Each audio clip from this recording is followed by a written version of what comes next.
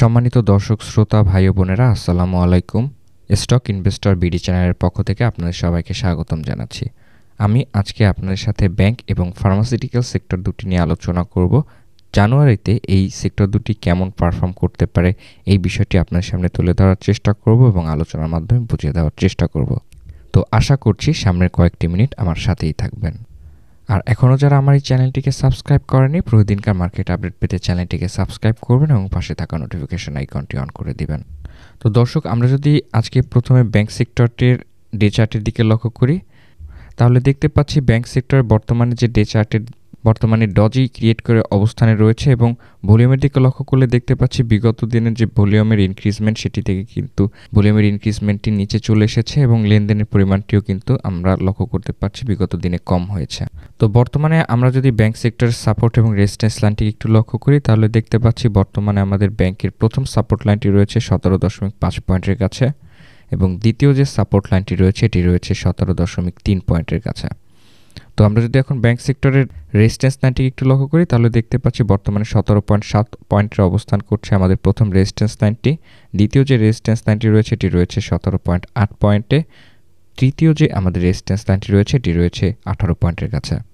তো দর্শক, ব্যাংক সেক্টরের সাপোর্ট এবং রেজিস্ট্যান্স লাইনটিকে ড্র করার পর আমরা যদি একটু ডে চার্টের দিকে লক্ষ্য করি, তাহলে দেখতে পাচ্ছি ডে চার্টের দিকে ক্যান্ডেলটি কিন্তু আমাদের প্রথম যে রেজিস্ট্যান্স লাইনের কাছাকাছিতে কিন্তু অবস্থান করছে এবং রেজিস্ট্যান্স লাইনের বরাবর কিন্তু বর্তমানে অবস্থান করছে। তো আগামীকালকে কিন্তু আমাদের ব্যাংক সেক্টরটি যদি এই রেজিস্ট্যান্স লাইনটিকে ব্রেক করে যেতে পারে, সেক্ষেত্রে কিন্তু আমরা একটি ফলপ্রসূ একটি রেজাল্ট পেতে পারি বলে ধারণা করছি। বর্তমান ক্যান্ডেলটি রয়েছে উইকলি চার্টের ক্যান্ডেলটি, সেটিও কিন্তু আমাদের 17.7 পয়েন্টের কাছাকাছি তো অবস্থান করছে। তো উইকলি চার্টও কিন্তু আমরা একটি পজিটিভ লক্ষণ আমরা লক্ষ্য করতে পারছি। তো যদি এখন আমরা যদি মান্থলি চার্টটিকে একটু লক্ষ্য করি, তাহলে দেখতে পাচ্ছি মান্থলি চার্টে যেটি পেয়েছি সেটি হচ্ছে আমাদের এই ক্যান্ডেলটি প্রতি মাসের যে ক্যান্ডেলটি, এই ক্যান্ডেলটি কিন্তু আমাদের সাপোর্ট এবং রেজিস্ট্যান্স লাইনের মাঝামাঝিতে অবস্থান করছে। তো সেখান থেকে কিন্তু যদি নেক্সট মান্থে আমাদের আপ ট্রেন্ড করে, সেক্ষেত্রে কিন্তু 17.8 অবস্থানে যেতে হওয়ার একটি সম্ভাবনা রয়েছে।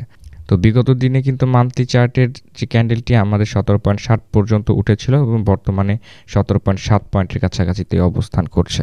তো এটি কিন্তু ব্যাংক সেক্টর একটি পজিটিভ একটি লক্ষণ। তো যাই হোক, আমরা যদি এখন ব্যাংক সেক্টরের এমএসিডি ক্রসওভারটি একটু লক্ষ্য করি, এমএসিডি ক্রসওভারটি লক্ষ্য করলে দেখতে পাচ্ছি যে আমাদের যে ফাস্ট মুভিং অ্যাভারেজ লাইনটি কিন্তু ডাউন ট্রেন্ডের দিকে রয়েছে এবং স্লো মুভিং অ্যাভারেজ লাইনটি কিন্তু আপ ট্রেন্ডমুখী রয়েছে। তো আশা করা যায় যে আমাদের ব্যাংক সেক্টরের যে এমএসিডি ক্রসওভারটি এটি একটি ক্রসওভার করার একটি প্রবাবিলিটি আমরা লক্ষ্য করতে পারছি এবং এখান থেকে কিন্তু একটি বড় ধরনের রিকভারি করে আপ ট্রেন্ডে যাওয়ার একটি প্রবাবিলিটি দেখাতে পারে বলে আমি ধারণা করছি। তো আমরা যদি এখন ব্যাংক সেক্টরের আরএসআইটিকে একটু লক্ষ্য করি, আরএসআইটি বর্তমানে স্টেবল অবস্থানে রয়েছে 40 পয়েন্টের কাছে। তো আরএসআইটি কিন্তু একটি বড় ধরনের আপ ট্রেন্ড করার একটি প্রবাবিলিটি আমরা লক্ষ্য করতে পারছি, যেহেতু 40 পয়েন্টের কাছাকাছিতে রয়েছে। তো 70 পয়েন্ট পর্যন্ত কিন্তু একটি স্ট্রংলি আপ ট্রেন্ড করার একটি সক্ষমতা দেখানোর একটি প্রবাবিলিটি থাকতে পারে এবং রয়েছে ব্যাংক সেক্টরটির। সেক্ষেত্রে আমাদের কিন্তু আরএসআইটি যেহেতু 40 পয়েন্টের অবস্থানে রয়েছে, তো আশা করা যায় কিন্তু সেক্টরটি আগামীতে ভালো করার একটি প্রবাবিলিটি দেখাবে।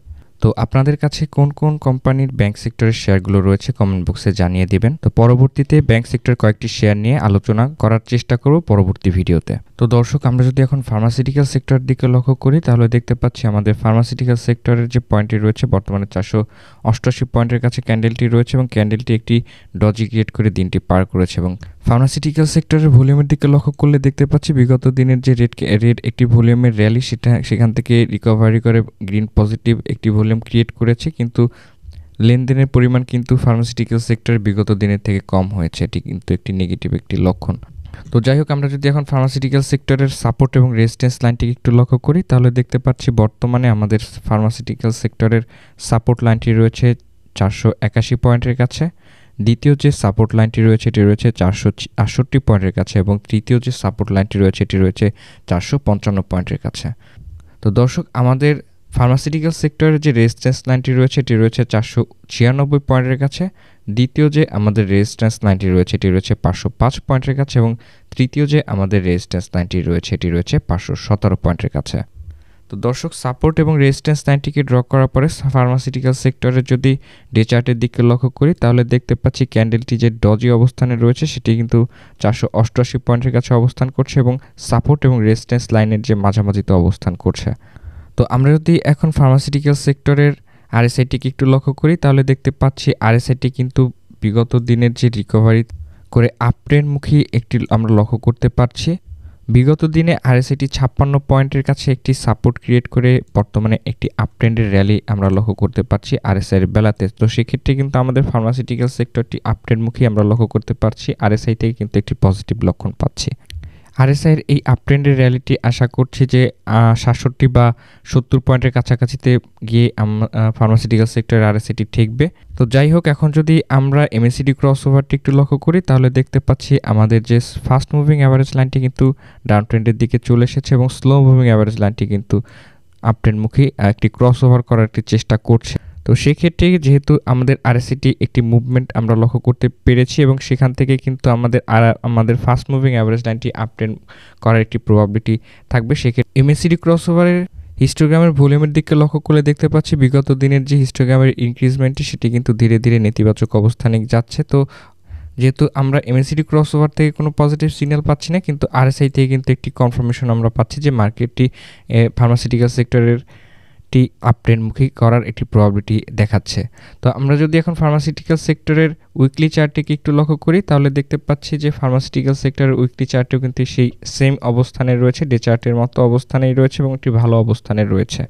তো যদি এখন ফার্মাসিউটিক্যাল সেক্টরের মান্থলি চার্টটিকে একটু লক্ষ্য করি তাহলে দেখতে পাচ্ছি মান্থলি চার্ট থেকে কিন্তু আমরা একটি পজিটিভ সিগন্যাল পাচ্ছি যে বিগত মাসে কিন্তু আমরা লক্ষ্য করলে দেখতে পাচ্ছি যে আমাদের প্রথম যে রেজিস্ট্যান্স লাইনটি ছিল 496 পয়েন্টের কাছে এটিকে কিন্তু হিট করেছিল। তো বর্তমানে যেহেতু আমাদের 488 পয়েন্টের কাছে আছে, তো সেক্ষেত্রে আমরা আশা করতে পারি যে আমাদের 496 পয়েন্টের যে রেজিস্ট্যান্স লাইনটি এটিকে ব্রেক করে ফেলবে এবং ব্রেক করে এটিকে 505 পয়েন্ট পর্যন্ত আপট্রেন্ড করার একটি সক্ষমতা দেখাবে বলে আমি ধারণা করছি ফার্মাসিউটিক্যাল সেক্টরে। তো আশা করা যায় যে জানুয়ারি মাসে আমাদের ফার্মাসিউটিক্যাল এবং ব্যাংক সেক্টর দুটোই একটি আপট্রেন্ডমুখী থাকবে এবং ভালো একটি অবস্থানে যাওয়ার একটি সম্ভাবনা থাকবে বলে আমি ধারণা করছি। তো আপনাদের ফার্মাসিউটিক্যাল অ্যান্ড কেমিক্যাল সেক্টরের কোন কোন শেয়ারগুলো কেনা রয়েছে কমেন্ট বক্সে জানিয়ে দিবেন, বা চেষ্টা করব পরবর্তীতে এই বিষয়গুলো নিয়ে একটি ভিডিও বানানোর। তো ধন্যবাদ সবাইকে আমার এই ভিডিওটি দেখার জন্য। এখনও যারা আমার এই চ্যানেলটিকে সাবস্ক্রাইব করেনি, প্রতিদিনকার মার্কেট আপডেট পেতে চ্যানেলটিকে সাবস্ক্রাইব করবেন এবং পাশে থাকা নোটিফিকেশন আইকনটি অন করে দিবেন। অলরেডি যারা চ্যানেলটিকে সাবস্ক্রাইব করেছেন তাদেরকে অসংখ্য ধন্যবাদ জানাচ্ছি। আপনার এবং আপনার পরিবারের সবার সুস্বাস্থ্য এবং মঙ্গল কামনায় ভিডিওটি শেষ করছি। আমার জন্য দোয়া করবেন এবং আমার পরিবারের জন্য দোয়া করবেন। আসসালামু আলাইকুম।